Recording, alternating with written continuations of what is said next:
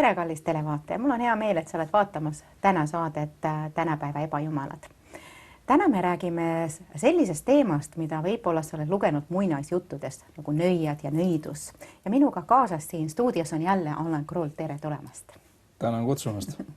See nõidus ja nõiad tihti seostus mingi vana muinaisjutt, kunagi lapsepõlves kuuldud, aga see on ka tänapäeva reaalsus.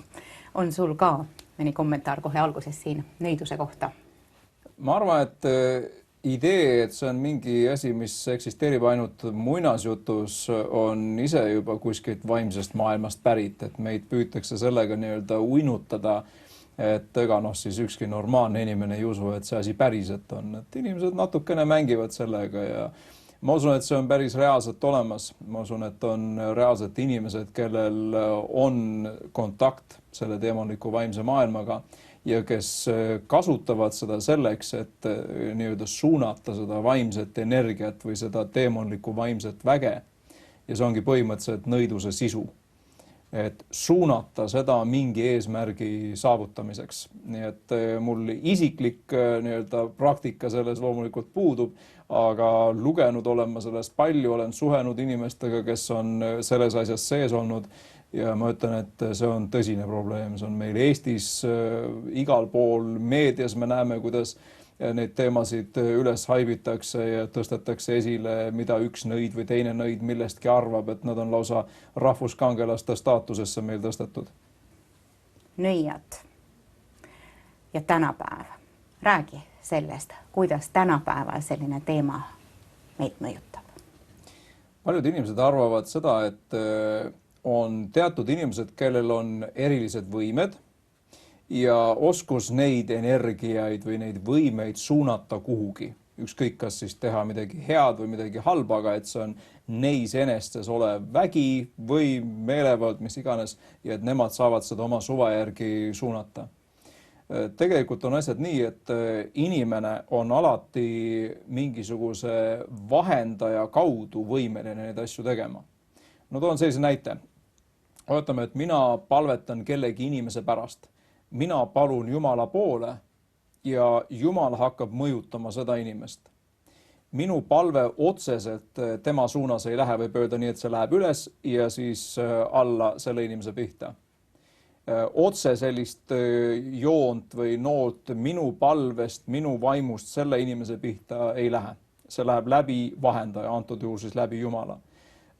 Kõik sellised nõiduse vormid toimivad tegelikult täpselt samamoodi. Ei ole sellist asja, et see läheb ühelt inimeselt otse teise inimese või mingi inimgrupi või mis iganes olukordade või esemete pihta. See läheb alati läbi vahendaja, võib öelda siis nii altpoolt siit, läbi mingi teemonliku vahendaja. Ja inimene ise võib uskuda seda, et tal on vägi ja et ei ole mingid vahendajaid. Lihtsalt ma olen sündinud sellisena. Ma usun, et ongi olemas kahte liiki nõidasid. On nõidasid, kes teavad, et nad on nõiad. Selles mõttes, et nad kasutavad mingisuguseid vaimseid olendeid ja võib-olla teevad sellega ka halba. Ja on neid, kes tegelikult ei tea. Nad arvavad, et neis on omadused, oskused, võimed, nemad suunavad neid ja et ei ole mingisugust, kõige vähem nad usuks seda, et mingit teemonlikku väge selle taga. Aga ma olen absoluutselt veendunud piiblivalgel selles, et on olemas mingid vahendajad ja need siis suunavad seda vaimset energiat, seda mingi inimese soovi näiteks kellelegi teisele midagi halba teha. Me näeme seda näiteks piiblis sellises loos, kus tuleb Moabi kuningas Balak sellise prohveti, võib öelda küll vale prohveti või ära taganenud prohveti Bileami juurde ja teeb talle pakkumise. Et ma saan aru, et ma ei saa sellest Iisraeli rahvast muidu jagu, kui et on tarvis vaimset sekkumist. Pane talle needus peale. Ühesõnaga, et sul on võime, sa saad sellega hakkama, tee seda. Ja Bileam ütleb, et ei, mina ei saa seda teha, ma ei saa needa neid, seepärast, et Jumal on neid õnnistanud ja nii edasi.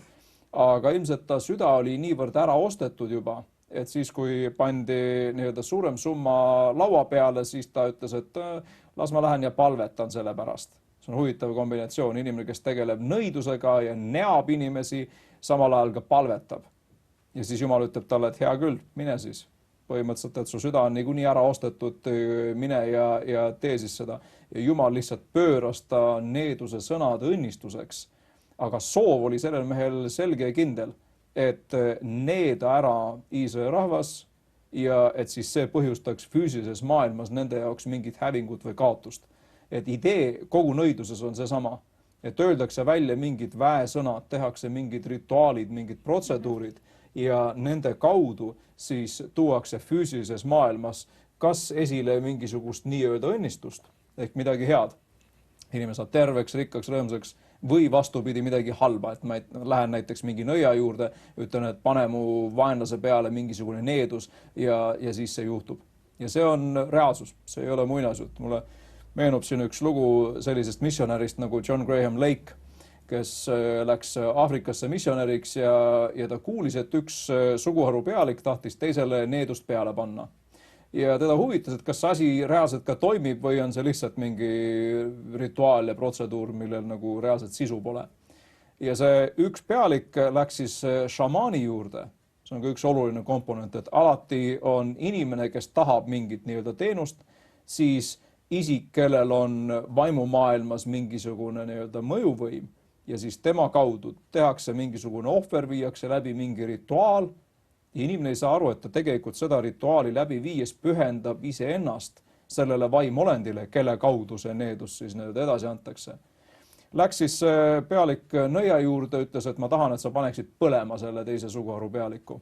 Ja Leik ratsutas sel päeval, kui see needus pidi täide minema, see oli pühapäev pärast lõuna, ratsutas sinna kohale teise suguharu pealiku juurde ja ütles, et täpselt sel ajal, kui see needus pidi täide minema, hakkas sellel teisel suguharu pealikul väga paha.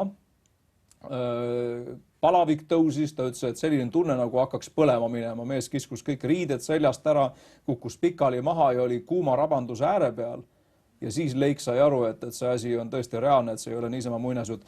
Ja ta Jeesuse nimel võttis meelevalla, käskis sellel nõidusel, sellel needusel puruneda ja see pealik oli momentaalselt vaba. Nii et see nõidus toimib alati läbi vahendajate. Inimene, vahendaja ja objekt siis, kelle pihta see suunatakse.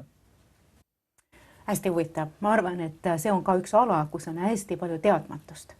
Ja võib-olla sellised kardinaalsed näited nagu šamaan või nõid, neid me saame aru, aga saad sa tuua mõnda teist näidet veel nagu elementidest või asjadest, mille läbi tegelikult sellised needused kantakse üle või inimene võib nii-öelda ka tänapäeva ühiskonnas Eestis kokku puutuda, võib-olla endale teadmata, et kas ta ise on sattunud selle needuse alla või kuidaski on ennast avanud?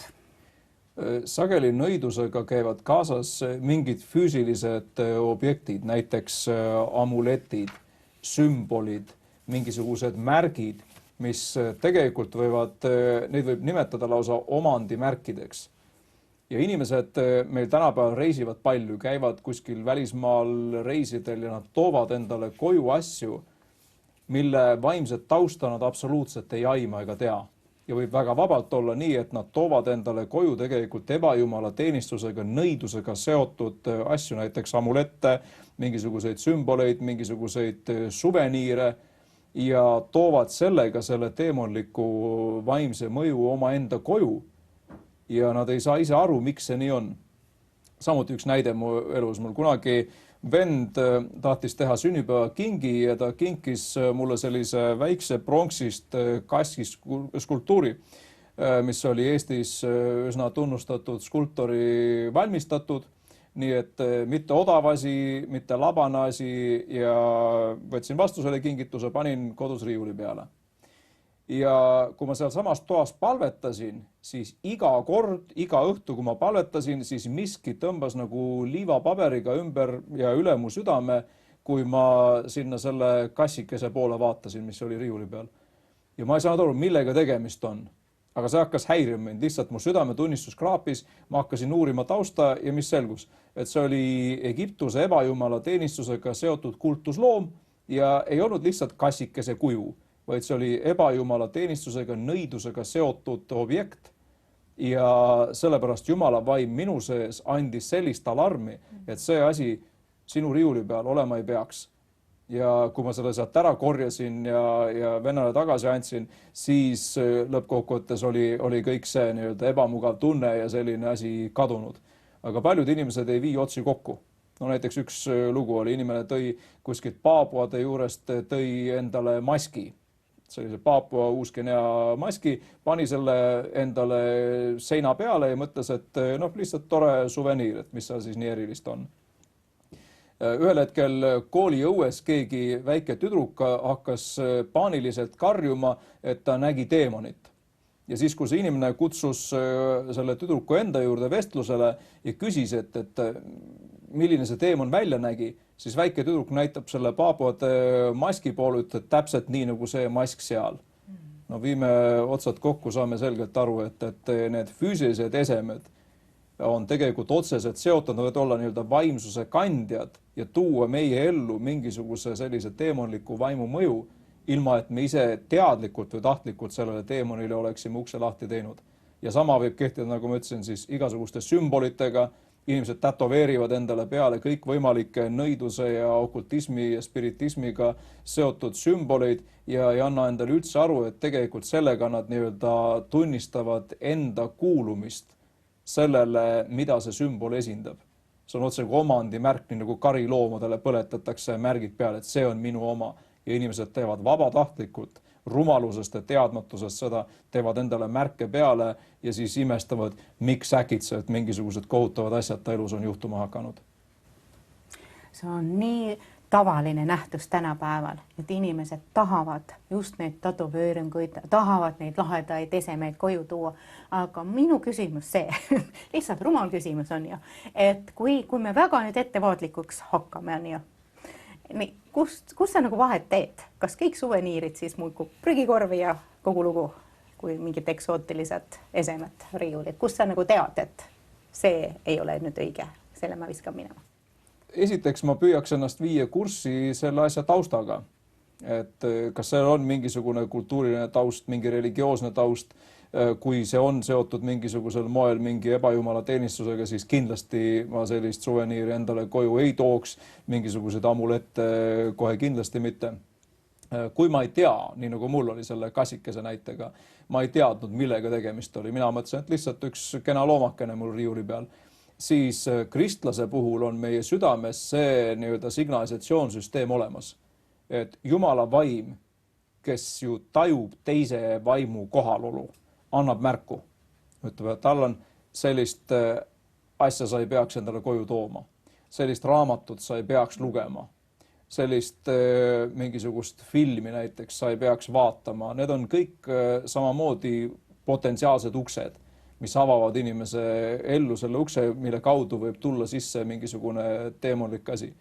Me näeme väga hästi seda Apostlite tegude raamatus Uues Testamendis, kus 19. peatükk kirjeldab seda, et ärkamine tuli linna, inimesed said usklikuks, siis üks nende nii-öelda ehtsa päris usu ja pöördumise väljendus oli see, et nad võtsid kõik oma nõiaraamatud ja kõik ebajumala teenistuse ja selle kultusega seotud esemed ja raamatud ja tegid ühe korraliku suure jaanitule, põletasid ära, hävitasid ära. See tähendab, et me kristlastena peaksime hoolitsema selle eest, nagu selline jumalamees nagu Lester Samral ütleb, et me peaksime vaatama, et puhas oleks nii meie süda, kui ka see, mida me enda ümber kanname või enda küljes kanname või mida me oma kodus omame. Ei ole päris ükskõik, millised raamatud mu raamaturiiulis on, ei ole ükskõik, millised asjad mul kaelas ripatsi küljes ripuvad või sõrmuse peal või mis iganes veel. Et kõigepealt siis tuleks kurssi viia ennast, mis asjadega üldse tegemist on. Ja kui ei saa, siis järgida seda, mida püha vaim sees näitab. Et kui ikkagi Jumala vaim sees annab nagu alarmi, siis sellel on ilmne põhjus. Et see on teemonlik asi ja see peab saama kõrvaldatud. Ja kristlaste puhul, nagu me seal näeme, need kõik sellised okultsed praktikad, need hüljati konkreetselt ja põhimõtteliselt. On üks teine näide, mis on natukene võib-olla nukram. Apostlite tegude 8. peatükis selline mees nagu Filippus kuulutas evangeeliumi Samaaria linnas. Öeldakse, et sündisid imed, tunnustähed, inimesi sai terveks ja vabaks ja kurjad vaimud läksid välja. Ja seal oli üks kohalik nõid, Siimon. Ja huvitav on see, et seal öeldakse, et see nõid oli eksitanud kohalikku rahvast oma nõidusega pikka aega, et terve see piirkond oli tema mõjusfääri all. Või ütleme, tema mõju all. Mida see näitab on see, et on olemas selline nii-öelda teemonlik vaimse maailma kaardistamine, füüsilise maailma kaardistamine. Et teatud vaimud, kes on määratud erinevates kohtades tegutsema. Ja see oli siis nõid, kelle kaudu need vaimud seal selles piirkonnas tegutsesid. Ja öeldakse, et see Siimon sai ise usklikuks, sai ristitud.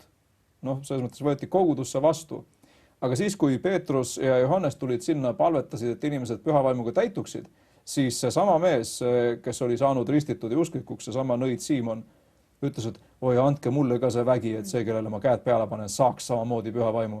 Ja Peetrus vastab talle, ütleb, et kadugu su raha sinuga tükkis, et sa Jumala andi mõtled saada raha eest. Sest ma näen, et su süda on ülekohtu sõlmes ja viha sapis kinni.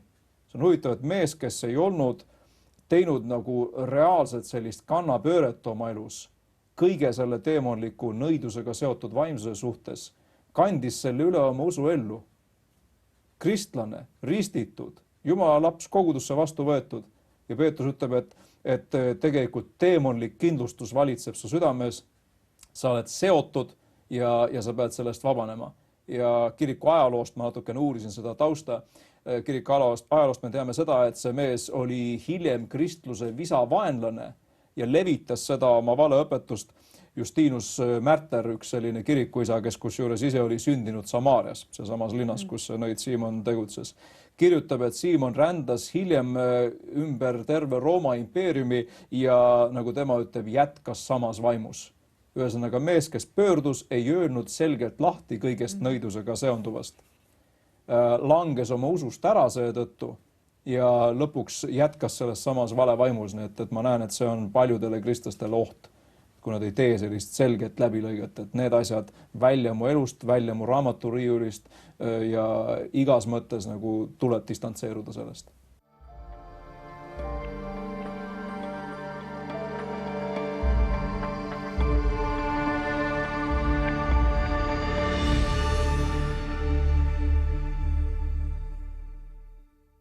On ikkagi niimoodi, et enamus meist on mingil määral kokku puutunud nõidade või nõidusega mingil määral, et vähemalt mina ka tean, et räägitakse, et seal külas on see ja see inimene ja tema juurde minnakse sellepärast, et abi saadakse. Ehk siis ma mõtlen seda, et seda vajadust on tohutult palju meie keskel vabaks saada. Kuidas inimene siis saab päriselt vaba? Ütlesid seda, et sa pead ise tegema selle oma osa, aga kas sellest siis piisab? Ma viskan lihtsalt minema kõik ja teen oma otsuse. Kindlasti kõik algab sellest, et asjadele pannakse õiged nimed. Et inimene saab aru, et see ei ole lihtsalt alternatiivne mingi spiritualiteet, aga et tegemist on teemonliku vaimsusega. Mõned näited, 3. Moosese raamatu 19 peatükk salm 26 ütleb, et ärge ennustage märkidest ja ärge tegutsege nõidusega. Kui Jumal ütleb selgelt, et ära tee, siis sellel on põhjus. Jumal teab, mis tagajärgi see toob, kui inimene seda teeb, eks. 2. Moosese 22.17 on võib-olla kõige karmim koht veel, seal öeldakse nii, et sa ei tohi nõida ellu jätta. No selge on see, et Uue Testamendi ajal, armu ajal me ei hukka inimesi nende mingisuguste vaimsete praktikate eest. Vanas testamendis oli see ühemõtteline, et oli tarvis füüsiliselt lihtsalt ära elimineerida. Nii et Vanas testamendis nad hukati armutult. Uues testamendis öeldakse, et inimene, kes tegeleb nõidusega, ei saa taevasse. Ilmutuse 21.8 ütleb, et nõiad ja ebajumala teenijad lähevad tulejärve. Et see on kõigepealt nii-öelda diagnoos. Et tegemist on asjaga, mis on Jumala jaoks jäle, see on patt, mis toob needuse, mis on üks mõte, mida ma siin tahtsin ka kindlasti juurde lisada. Et kui me loeme näiteks 10 käsku 2. Moosese raamatus 20. peatükis, siis üks käskudest ütleb, et sul ei tohi olla mitte mingeid muid jumalaid, sa ei tohi kummardada ebajumalaid, sest see toob needuse 3. ja 4. põlveni. See on huvitav, et ebajumala teenistus, nõidus on üks selle vorme, toob needuse 3. ja 4. põlveni. Et oletame, et näiteks mina lähen mingisuguse kohaliku külanõia juurde ja tahan saada terveks. Võib-olla saangi. Neid näiteid on küll, kus inimene läks ja saigi, nagu varem rääkisime, et kõik, mis on üleloomulik, ei ole Jumalast. Saatan on, ma arvan, väga rahul sellega, et ta võtab ära võib-olla ühe teemoni, mis seda haigust põhjustas ja saadab 7 tükki mingisugust muud asja põhjustama ja mina ei saa aru sellest. Inimene läheb nõia juurde, saab võib-olla terveks ja ta ei arvesta sellega, et see võib tuua needuse tema lastele, tema laste lastele ja tema laste laste lastelegi, seepärast et see teemonlik mõju on otse kui viirus nüüd imbunud sisse ja see võib hävitada mitte ainult tema enda elu, vaid ka ta järglaste elu. Nii et kõigepealt siis õige diagnoos, mis allikas see asi pärit on, siis selge mõistmine, millised selle praktika tagajärjed on ja kristlaste puhul siis kindlasti, kelle suhe Jumalaga on korda saanud, et me oleme Jeesus oma ellu vastu võtnud, siis Jeesuse nimel selgelt ja aktiivselt vastu hakkamine, et ma käsin Jeesuse nimel igasugusel nõiduse läbi minu ellu tulnud asjal kaduda. Mis iganes see siis ka ei oleks, see võib olla mingisugune sõltuvusega seotud asi, see võib olla haigus, see võib olla mingi meeltesegadus, võimalusi on terve hulk. Et siis tuleb Jeesuse nimel need asjad läbi lõigata ja ma olen ise palvetanud inimeste pärast ja see on kuidagi kummaline ja samas huvitav, et võib-olla kõige raskemad vabanemised on alati olnud nende inimeste puhul, kes on olnud seotud kas spiritismi või nõidusega. Mingil põhjusel nendest teemonlikest sidumistest on kõige raskem inimesel vabaneda, mis näitab nii-öelda, et tegemist on raskekaalu teemonitega, mitte mingisuguste väikeste kergekaalastega ja mis omakorda näitab, et sellest peaks hoidma nii kaugele kui vähegi võimalik. Aga nendest on võimalik vabaneda. Ma olen ise näinud seda, kuidas inimesed on saanud vabaks, kes on olnud võib-olla endised nõiad, sensitiivid, sügaval nendes asjades sees ja on saanud päästetud, on saanud terveks, on saanud vabaks ja kõik need teemonlikud köidikud on läbi lõigatud ja inimene, kes kunagi selles võib-olla oli ülepea kaela sees, käib nüüd ringi ja räägib nendest ohtudest, mis kaasnevad selliste praktikatega. Paljud inimesed kogevad oma elus neid tagajärgi, võib-olla mida tema isa, ema tegi või vanavanemad tegid ja see needus on siiski kogetav ja nähtav nüüd nende peres või saad sa rääkida meile lühidalt sellest, et mis on need nähtused näiteks, et inimene saaks aru, et võib-olla tõesti needus ongi selles perekonnas ja mis siis teha, kui nii on? See kindlasti võib olla siis, kui tegemist on näiteks mingisuguste kummitustega, poltergeistidega, millest me rääkisime. See võib olla mingisugused psüühikahäired inimesel.